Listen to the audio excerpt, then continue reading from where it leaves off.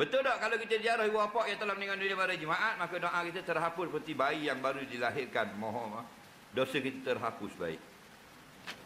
Jumhur ulama menganggap amal soleh boleh menghapuskan dosa-dosa kecil. Dia khati'ah saja, dia tidak apa benda ni kabair, tidak dosa-dosa besar. Itu pandangan jumhur ulama. Yang menghapuskan dosa di dalam dunia ini dua perkara. Yang pertama taubat. Maka taubat ni dosa besar pun hapus, dosa kecil pun hapus. Yang kedua amal soleh. Mana? Dengan syarat datang nas. Amal soleh ni yang dapat hapuskan dosa ialah dosa kecil. Contoh antaranya ni, kita mari malam ni dalam hadis-hadis sahih, siapa yang datang ke tempat majlis ilmu, maka dia ampunkan dosanya. Dosa apa? Dosa kecil. Itu pandangan jumhur ulama. Nampak? Kita sapa, kita ambil wuduk. Mari masjid. Ambil wuduk. Bila ambil wuduk, Nabi kata dosa akan gugur dengan titisan wuduk yang terakhir. Dosa kecil. Kita naik nak semayang, kita jumpa orang atas tu, Pak Mak, salam pula. Pak Mak. Nabi kata mana-mana orang Islam, ma min muslimaini yaltaqiyani fa yatasafahani ghufira lahuma ma taqaddama min zambi.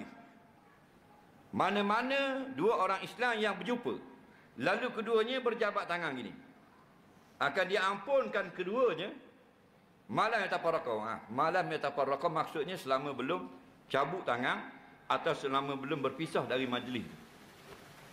Ampun pula dosa kecil. Kemudian kita masuk Allahu Akbar, kita masuk langsung. Bila masuk langsung, Nabi kata dia letakkan kesalahan anak Adam itu atas kepala. Bila dia rokok sujud jatuh bi. Dosa kecil. Faham? Hutang orang tak tahu. Faham lagi? Kemudian bila amin, kita sama dengan imam. Amin. Nabi kata iza amanal imamu fa aminu. Bila imam amin tak biar sama. Fa innahu man wafaqa ta'minuhu ta'minal malaikah ghufira lahu ma taqaddama min zambi kama qala. Siapa yang amin dia sama dengan imam, dengan malaikat, Allah ampun dosa lepas. Dosa kecil. Habis salah lagi kita kata pula astagfirullah, astagfirullah, astagfirullah, astagfirullah. Dosa kecil. Itu maksudnya. Okey.